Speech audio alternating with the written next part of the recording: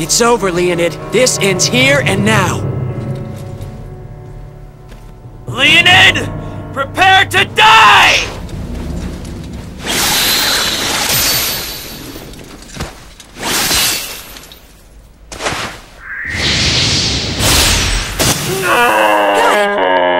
Alright guys, welcome to my thoughts on Infinite Undiscovery. Yeah, I've been playing it for about 4 or 5 days now. Finally finished it up. Oddly enough, I went at a pretty slow pace. Normally I would finish a game this short in probably 3 days or so, but it took me about 5 or 6 days actually. I don't know, just a couple days I'd play like 5 hours, the next day I'd play like 2 hours, 3 hours, and I wouldn't. So I finally finished it. It took me 33 hours. That was with, I think, about like 80% of the side quests and stuff like that.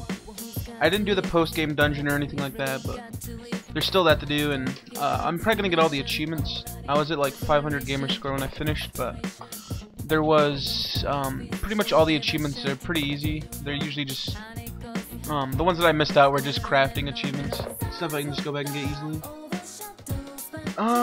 Yeah, so let me get started. I guess I'll talk about story first. I'll try it differently. Normally I talk about my likes and dislikes, but I'll try something new. Alright, so the game starts off with, basically, you're this character named Capel. You're locked in prison because you look like, this guy named the Liberator. He's like going around and committing crimes against the Empire, and you basically, you look exactly like him. So you basically get thrown into jail in his place, and not knowing why you were thrown in jail, you get broken out of jail by somebody from the rebellion. So what happens is she breaks you out. She finds out you're not this Sigmund the Liberator. So you basically get thrown into the rebellion. Start helping them out. Pretty much this leader has this ability that only he can use, and then basically you find out you have the same ability. So it's pretty cool to see that. I don't know, it's a pretty interesting story. You don't really see too many twin stories like that. Alright, so you have that. And then basically our whole goal of the game is to go destroy these chains that are linking the moon to the earth. So you and Sigmund basically have the ability to cut these chains. And you're basically just going throughout the game trying to destroy all these chains and save the earth before it gets destroyed by this moon that's being basically lowered down to the planet every day. So you have all that. The storytelling it's pretty basic for the most part. You basically go from town to town, fight a bad guy at each of the chains, and fight average monsters on your way to there. There are a couple plot twists, I guess. My biggest complaint with the story, though, is the bad guys. They're not really explained that well. You pretty much, they don't really have their own cutscenes. The only cutscenes they're in are the cutscenes where they're dealing with you. So they don't really have personalities. They're basically just, I won't die because my lord doesn't want me to. I'll save him and I'll help him further his goal, basically. They're basically just goons that are picked up off the street and given superpowers. There's that. Alright, yeah, so that's basically the gist of the story. It's pretty interesting. There's a couple other interesting things they add, like Luna glyphs. I thought that was pretty cool.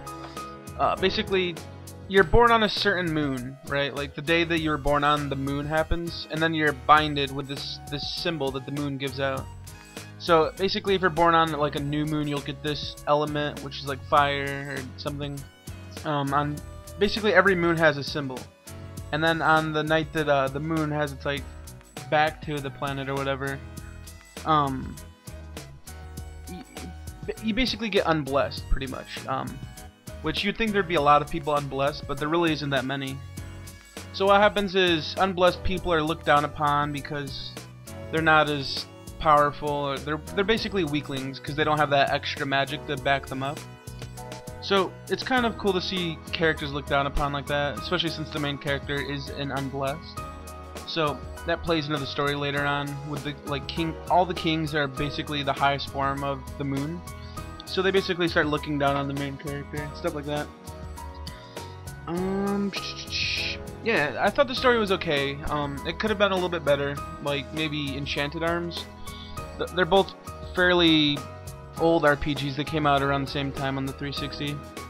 I just think they could have done a little more of the story. It's still interesting. I'll still recommend the story, but like I said, it has its faults. Okay, gameplay. Most JRPGs are usually turn-based or grid-based. This is action-based. So you run around the map. There's no random encounters. There's no screen transitions to like an enclosed forest and you're fighting over there. No, it's you fight on the field where you're running around. You can run away from these guys or you can fight them. Basically, A, B, those are your attack buttons. A is your light attack, B is your heavy attack. And then you can create combos. So like, let's say you hit AAB, that'll make a aerial combo. Or if you hit AB, that'll do a ground combo. Or you can do AAAB. They don't really go too far into the combos, but there is a little combo system. Then you have your skills, which are holding down A button or holding down B button. You can only have 2 equipped at a time. There are quite a bit of skills. I think by the end of the game I had 6 maybe, 6 or 7. But every single one of your party members has skill too. They also have as many as you, for the most part. That was pretty cool. Yeah, there isn't too much strategy thrown in there, but well, for the random encounters, but for boss fights there is some strategy thrown in there with basically enchanting and stuff. Enchanting is basically your buffs and stuff. You gotta manage those if you wanna basically get the highest advantage against your enemy. They also introduced this flute mechanic. The main character is a musician, so he has a flute. Pretty much him and Sigmund, they have this ability where they can control music and do certain magical things with it. So basically they introduce these enemies later that are invisible, and you have to play that to make them visible so you can hurt them. Also, you can like find invisible passageways and stuff like that. That's pretty cool. Yeah, gameplay, I give it a plus. I think it's a pretty good gameplay mechanic. Like everything in there is pretty good. Sound design, in my opinion, is the biggest fault. I'm not gonna recommend the sound at all, just cause the OST is average. I'm never gonna listen to that again. Voice acting is pretty good. There are some pretty big name voice actors in there, like Laura Bailey. The girl who voices Winry from Full Metal is in there. I'm pretty sure Sigmund is he's a pretty big known voice actor. But there are a couple characters that are just really bad to listen to. But what kills the sound the most though is the voice dubbing. Since this game was recorded in Japan, like in Japanese, the lip sync doesn't match English at all. So you'll be in scenes where their mouths aren't even moving anymore and they're still talking. It's kind of annoying to see that. I don't really like that. So I don't know. I just don't like the sound. I'll talk about my likes now. I like the multi party areas where you'll have 3 parties. You get to put whoever you want into these parties, and basically all three of the parties are running around on the same field. So you got 12 guys all running around, just doing combos and flying around and doing skills and stuff like that. And then it plays into some of the dungeons where you have puzzles and stuff. That's pretty cool. I like that. Reminds me of Final Fantasy VI. Let's see, enchantments. They're basically like your buffs, like I mentioned earlier. But there's a lot of them though. There's like 30% experience, 50% more damage, 20% more defense. The list goes on. There's probably over 100 buffs by the end of the game. I had around 70, I'd say. That's pretty cool. Now I'll talk about my dislikes. Since this game was made for HD, the text is really small on standard def. Basically, I had trouble reading some of the things for at least the first 5 hours. Eventually I was able to read most of it, but there was just some things where it'd be like popping up and I would see like blue and then the word berry and then like the word, I couldn't read like the next word. And, just for the first few hours I couldn't really read what I was picking up, so I was kind of confused going through most of the game. Not the most of it, just the first couple hours. As I played through though, I started picking it up more and more. That was pretty annoying though. So yeah, if you have a standard FTV, be prepared for that. The side quest to I just feel that the side quests aren't really needed. They don't really do anything besides give you more time to play with the game. The rewards really aren't worth it or anything.